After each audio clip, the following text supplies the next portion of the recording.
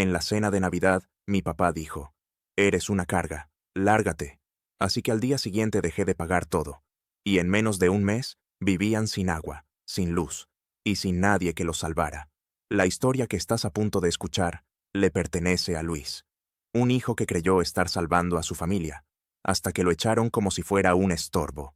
La cena de Navidad estaba en su punto. El pavo en la mesa, las velas encendidas, mi hermana menor sirviendo más ensalada, mientras mi madre comentaba algo sobre la receta. Todo parecía normal, hasta que mi padre dejó el tenedor sobre el plato. «Eres una carga, no puedes vivir con nosotros más». Silencio. No lo dijo entre bromas. No fue una exageración. Lo dijo como quien dicta sentencia. Creí que había entendido mal, pero no. Lo repitió, esta vez más firme. «Ya cumpliste tu tiempo aquí. Tienes que irte». Mi madre dejó caer la cuchara en el puré. Mi hermana, que apenas tenía 16, se quedó con los ojos bien abiertos.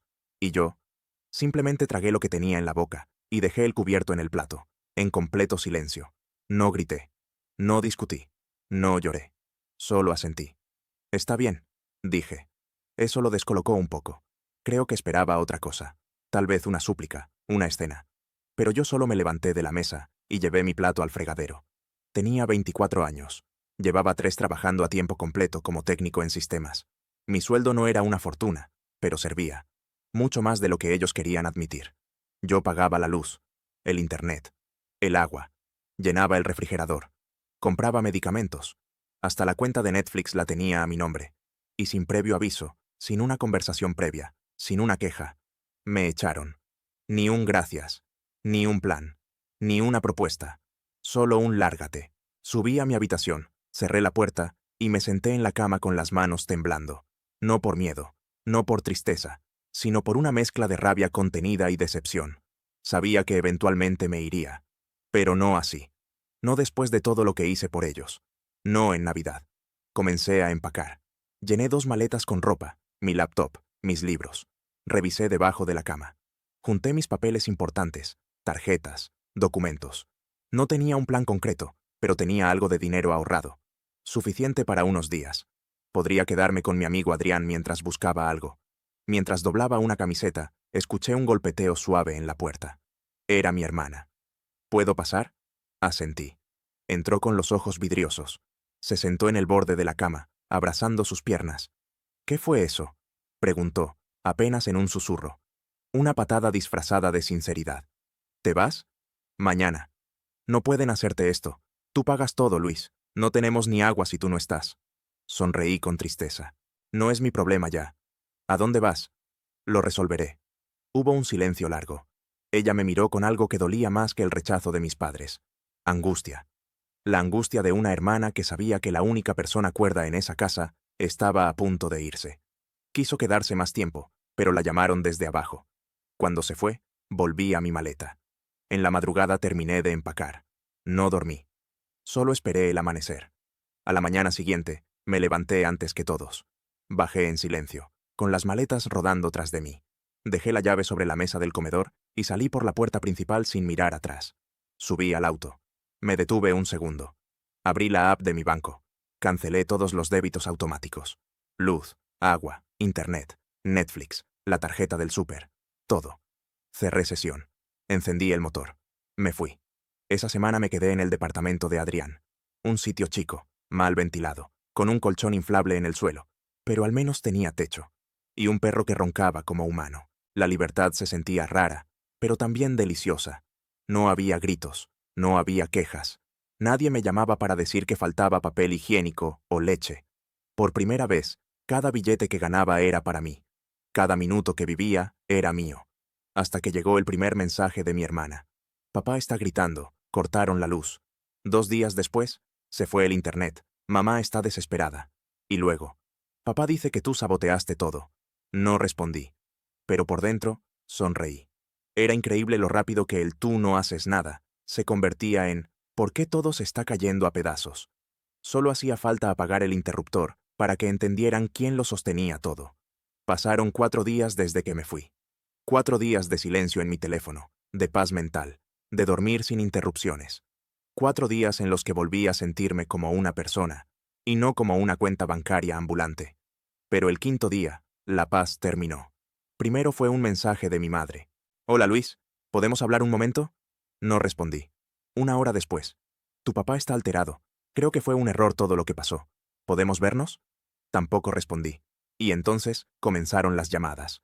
1, 3, 7 en un solo día. El tono iba cambiando. Al principio eran suplicantes, después más ansiosas.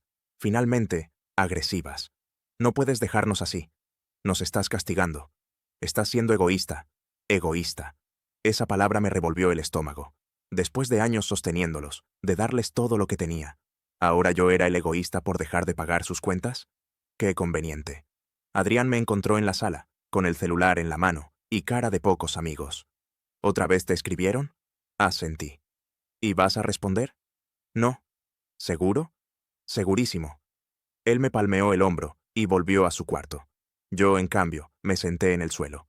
No por tristeza, sino porque necesitaba sentir algo sólido, algo que no se tambaleara como lo que fue mi familia. 2 días después, Lily me escribió. «Ya no tenemos agua. Mamá está llorando». No supe qué responder.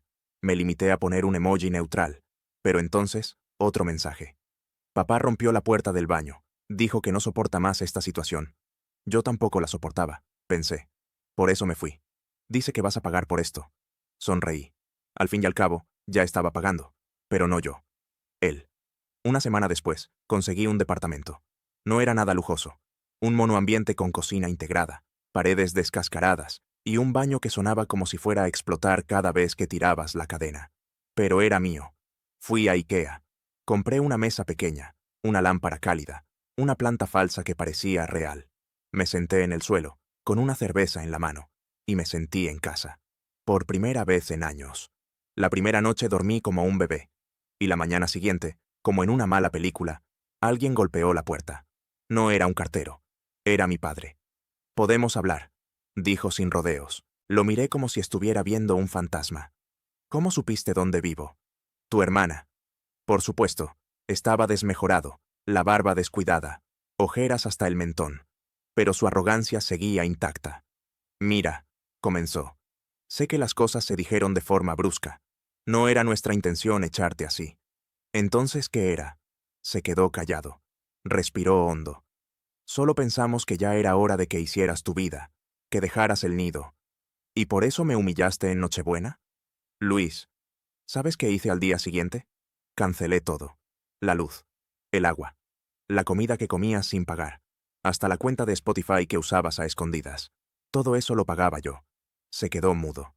«¿Y ahora qué? ¿Vienes a pedirme que vuelva? ¿O solo quieres que reabra la billetera?» «Esto no se trata de dinero. Siempre se trató de dinero para ti». Me di vuelta, dispuesto a cerrar la puerta, pero su voz me detuvo. «Tu madre está enferma». Me giré de nuevo, esta vez más lento. «¿Qué?» «Tiene presión alta. Está nerviosa todo el día. Se la pasa llorando. Dice que la familia se está rompiendo». «La familia se rompió el día que me llamaste carga frente a todos». Me miró como si no entendiera la gravedad de sus palabras. «Mamá me necesita», dijo. «Y yo, bueno, no sé cuánto más puedo seguir así». «¿Así cómo? ¿Sin que otro adulto pague tus cosas?» No respondió. «Vete», le dije al fin. «Esta puerta está cerrada para siempre». Y lo hice. Se quedó del otro lado. Golpeó un par de veces más. Después se fue. Esa noche Lily me escribió. Papá volvió con los ojos llorosos. Mamá no quiso hablarle. Y un rato después, no sé cuánto más va a durar esto.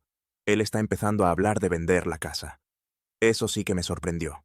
Mi padre, el gran dueño de todo, hablando de vender su imperio familiar por no poder mantenerlo ni un mes. Casi me da lástima. Casi. No pasó ni una semana después de que papá viniera a mi puerta, cuando Lily me volvió a escribir. Está vendiendo la casa. Ya contactó a un comprador. Me quedé mirando el mensaje como si las palabras no terminaran de acomodarse. No porque me doliera, ya no, sino porque, bueno, porque todo eso era mío. Los muebles, la computadora, el microondas, hasta la cafetera que compré para que mi madre pudiera tomarse su taza a media tarde sin dolor de cabeza. Todo había sido pagado por mí. Y ahora, ¿lo vendía así, como si nada? Dice que como no volviste, ya no te pertenece nada. El corazón me latía con rabia. Ese hombre, ese maldito hombre que me echó de mi casa en Navidad, que me llamó carga frente a mi hermana, que se aprovechó de cada centavo que yo ganaba. Ahora quería lucrar con mis cosas. Respiré hondo. No iba a permitirlo. Llamé a Lily. Ella contestó al segundo tono. ¿Dónde están ahora? El comprador viene mañana a ver la casa. Papá le dijo que puede llevarse los muebles si paga un poco más. ¿Sabe mamá? No. Perfecto. Colgué y fui directo a la computadora. Tenía los recibos, las facturas, todas las transferencias que había hecho desde mi cuenta. Porque si hay algo que aprendí después de tantos años viviendo con él, era a guardar pruebas. Escaneé todo. Armé una carpeta con fechas, descripciones, precios, hasta las fotos de los muebles recién comprados, esas que mandé una vez a Lily, para que me dijera si le gustaban las cortinas. Todo estaba ahí. Lo siguiente fue llamar a un abogado. Un amigo de Adrián conocía a uno que se especializaba en disputas familiares. Me dijo que si podía probar que los bienes eran míos, podía frenar la venta, o al menos reclamar lo que me pertenecía. Me reuní con él. Le mostré todo. Lo leyó en silencio. ¿Puedes venir conmigo mañana a la casa? ¿A enfrentar a tu padre? Sí, quiero que vea que no estoy jugando. Él asintió. Va a ser un buen día. Al día siguiente, llegamos a la casa a las 10 en punto. Estaba el comprador, un señor de unos 50 con cara de «estoy haciendo el negocio del año».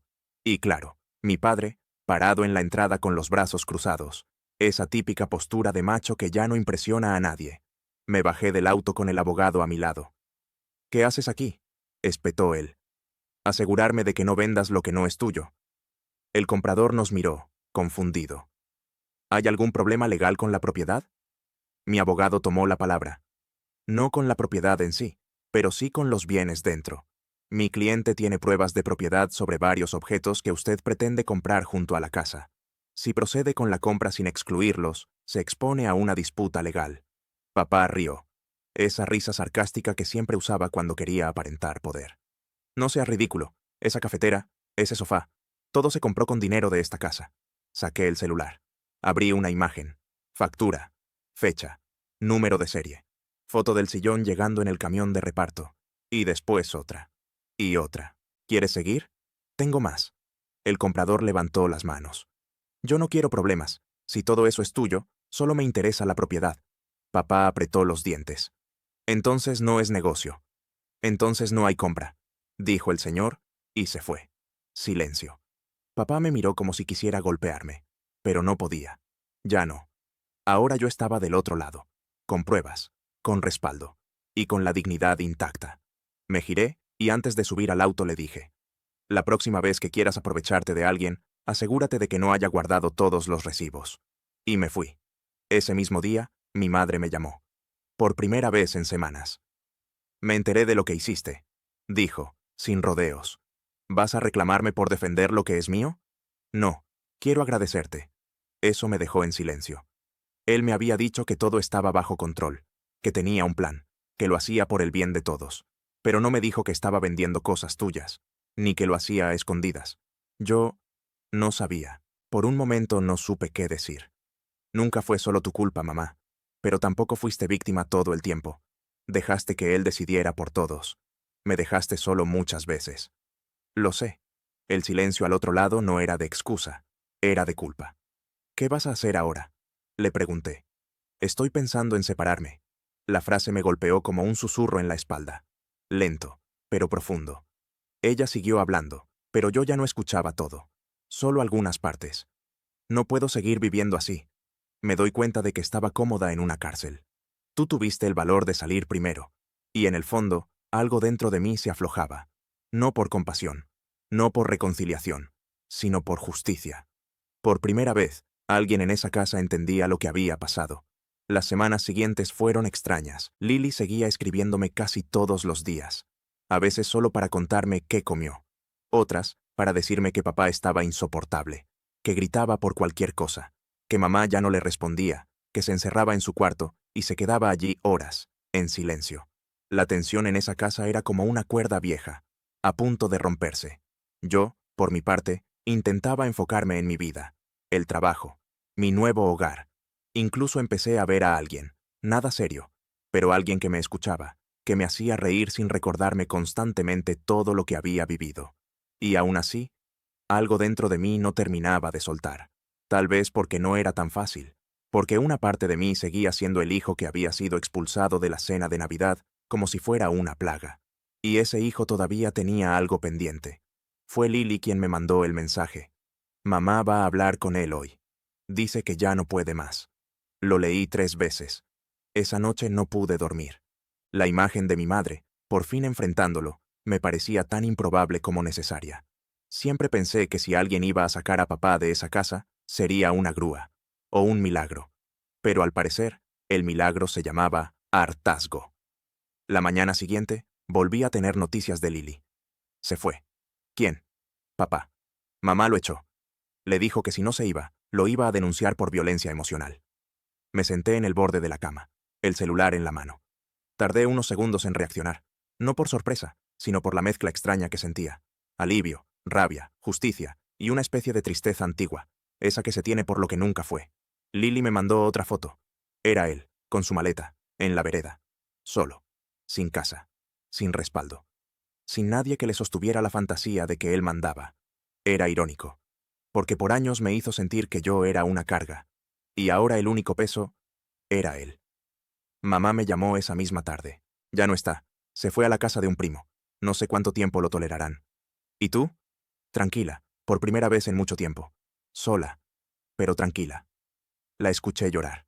No de tristeza, de descanso. Y fue entonces, justo entonces, que sentí que podía cerrar esa parte. Que el ciclo, al fin, se estaba completando. Si esta historia te conmovió, suscribirte ayuda más de lo que imaginas. Y si alguna vez sentiste que te trataban como una carga, esta historia también es tuya. El cambio fue lento, pero real. Mi madre volvió a trabajar más horas. Empezó a aprender cosas que antes eran de hombres, como manejar cuentas o negociar con el banco.